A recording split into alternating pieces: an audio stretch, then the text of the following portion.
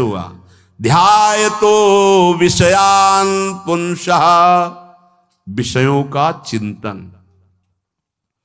इसीलिए अनन्यश्चिन्तयन्तु माम भगवान आदेश करते हैं। विषय चिंतन न होने पावे, बिना चिंतन किए आपको कोई भी सुख नहीं मिल सकता। आप देख लीजिए, जगत के किसी भी भोग का सुख नहीं मिल सकता। चिंतन से ही आपको सुख की अनुभूति हो रही है। अगर आप चिंतन ना करें तो आपको कोई सुख नहीं मिलता। आप चिंतन उसका घसीट लिया गया, अगर सुख होता तो भोग में मिल जाता, नहीं मिला। क्यों? कि बोले चिंतन नहीं। किसी को किसी गाढ़ विषय के चिंतन में फंसा दे, फिर उसके सामने भोजन रखे, खीर में नमक डाल दे, सब्जी में चीनी डाल दे और गाढ़ विषय में फंसा दे। तुम्हारा लड़का जो अकेला था वो ऐसा ऐसा दुर्घटना हो गई, वो अस्पताल में, अब जल्दी से भोजन पाओ और निर्णय बताओ।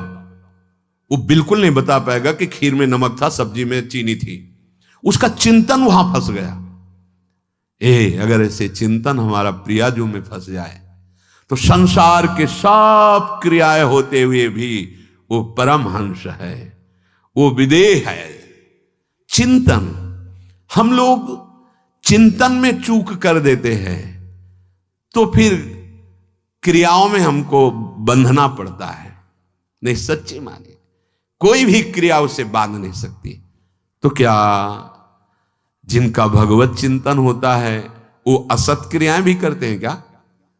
तो बोले जब चिंतन ही नहीं तो असत क्रियाएं कैसे हो सकती है? पहले क्रिया के असत चिंतन होता है। आप देखना, कोई भी कार्य पहले चिंतन होता है। इसीलिए यहां कह रहे हैं ध्यायतो विषयान पुंसा संगस्तेषु उपजायते। पहले, सबसे पहले विषय का चिंतन होता है। अगर विषय का चिंतन ना होने पावे तो आपको कोई फंसा ही नहीं सकता। भोग, कोई भी भोग नहीं फंसा सकता।